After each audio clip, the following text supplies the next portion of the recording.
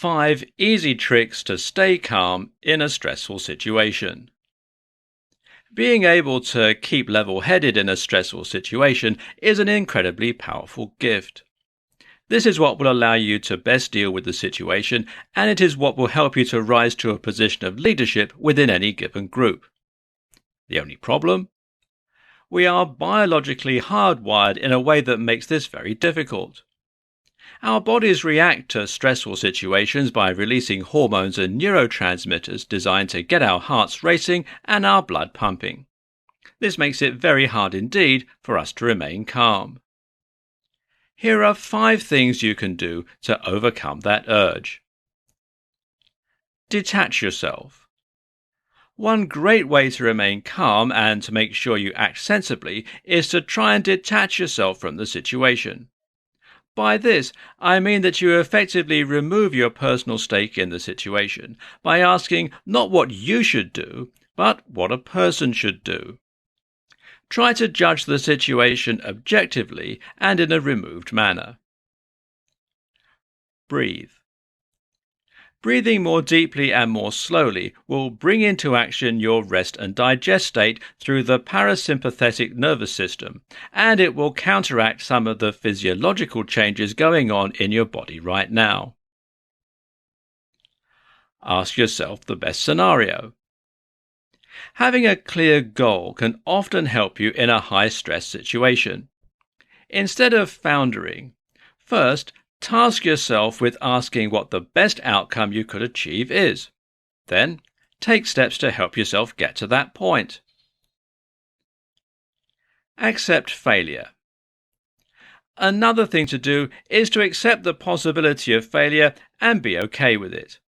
Be okay with being hurt, with making matters worse, or with being shouted at. Very often in a stressful situation, we find ourselves so worried about potentially making matters worse or making ourselves responsible that we end up frozen in indecision. Pick a decision and act on it. So, with that in mind, the final thing to do is simply to take these matters into your own hands. That means acting on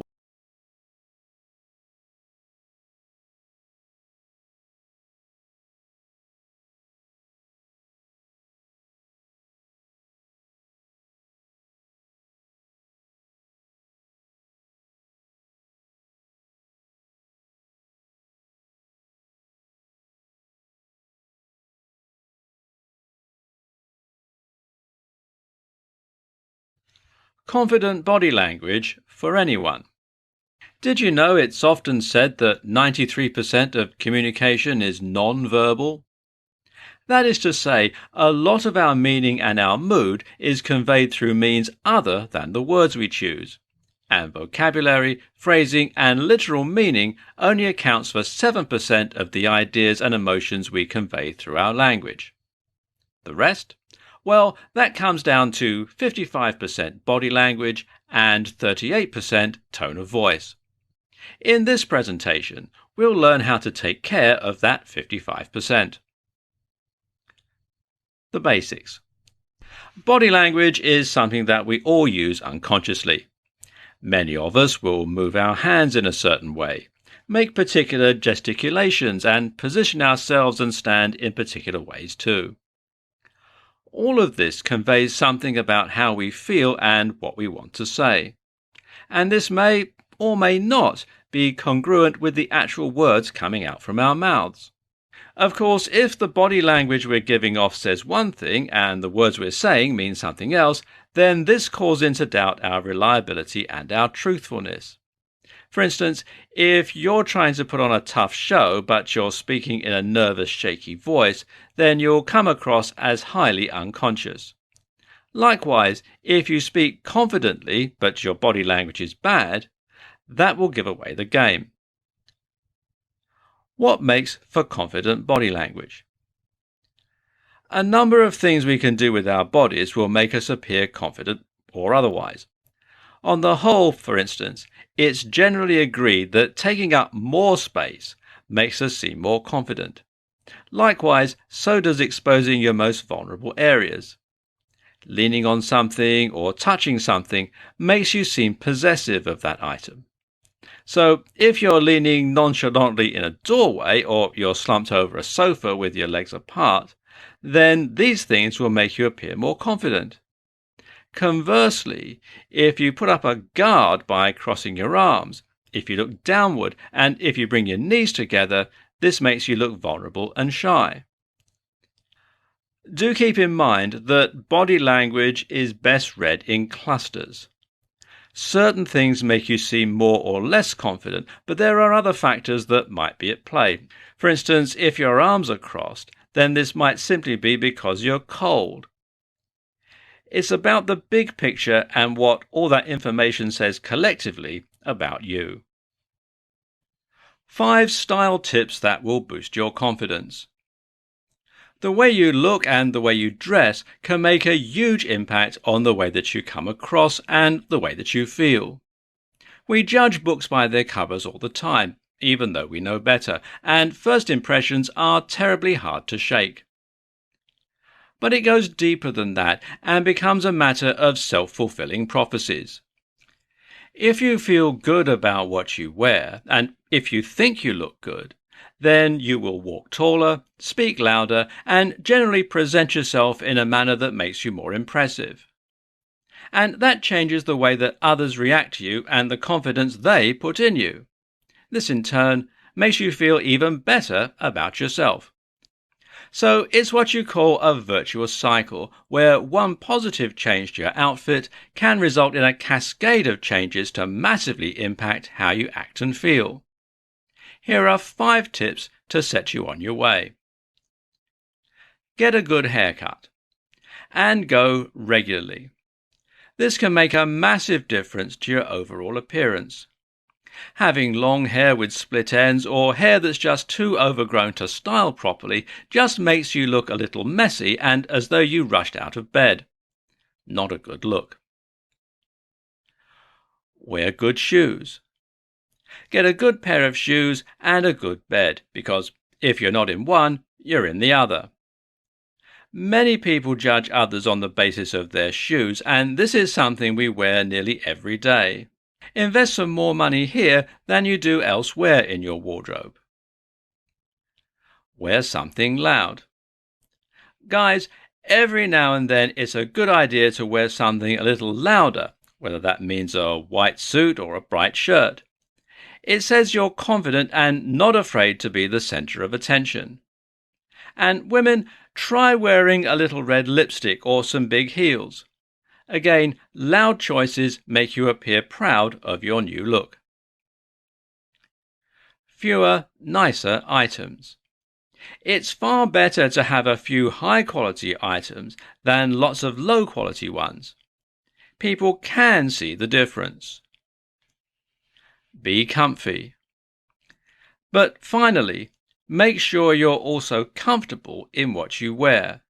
If you wear uncomfortable clothes, then it will play on the back of your mind and it will interfere with your performance. 5 ways life is better when you feel more confident. Self-confidence eludes many people, and that's a terrible shame considering just how crucial it is to our success and our happiness. Once you start believing in yourself, so too do other people. And when that happens, doors start opening and opportunities begin to present themselves to you. With that in mind, let's take a look at some of the ways that life gets much better once you have rock-solid confidence in yourself. 1. Dating. This is obvious, but being more confident in who you are makes you considerably more successful in dating. Confidence sends a social signal that a person is a good potential mate, and this in turn makes that person far more attractive. The assumption is that they must have something to offer, whether that's resources or just genetic material. This is an unconscious process, of course, but it makes a huge impact in terms of your dateability. And yes, that is a word. 2. Appearance. Believe it or not, being more confident makes you physically more attractive. This happens in countless subtle ways as you take on a more confident body language, and as you start to dress in a more confident way too. 3. Career. Confidence gives you the gumption you need to put yourself forward for things, to take risks, and to speak up. It also gives others confidence in you, which can result in them investing in you more. The result is that you more quickly climb the corporate ladder and become more successful in your own ventures too. 4. Health. Being more confident makes you considerably more happy. When you like yourself, you become happier with your own company. You go easier on yourself and you have less to worry about. All this has an additional knock-on effect on your health. Less stress and anxiety and less depression all help to increase your immune function and to reduce your likelihood of becoming ill or even injuring yourself.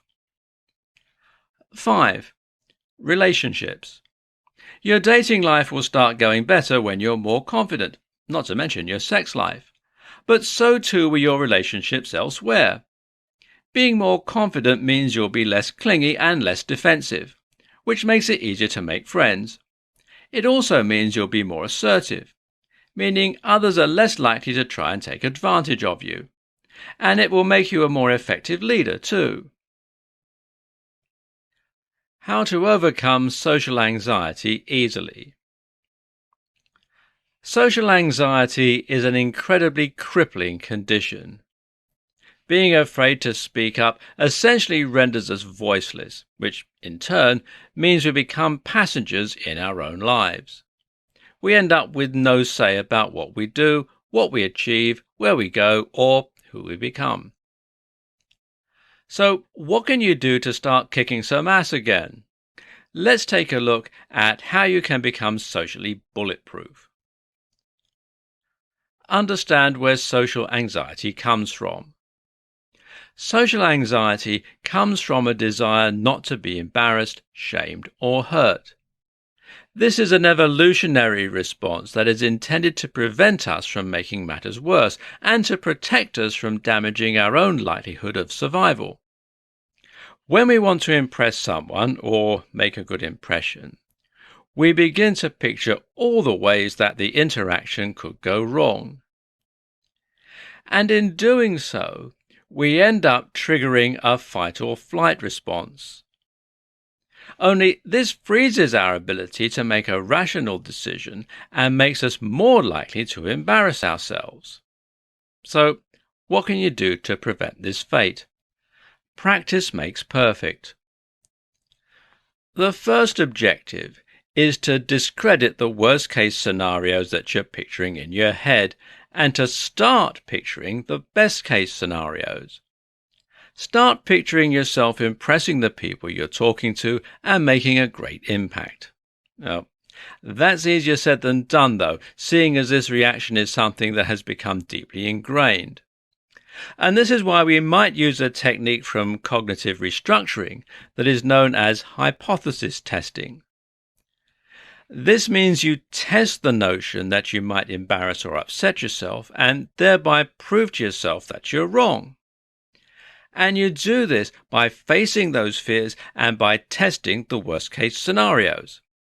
So, for example, if you were worried that you're going to embarrass yourself by stuttering, then you could test that theory by purposefully stuttering in conversations. Do this enough times and you'll prove to yourself that no one laughs and no one thinks less of you. After all, times have changed since our limbic systems evolved.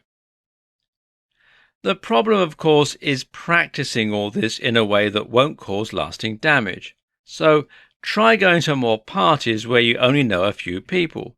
Try speaking to strangers in the street or in stores. And each time you do, practice putting yourself out there and even intentionally embarrassing yourself. That's how you become desensitized, and that's how you become socially limitless.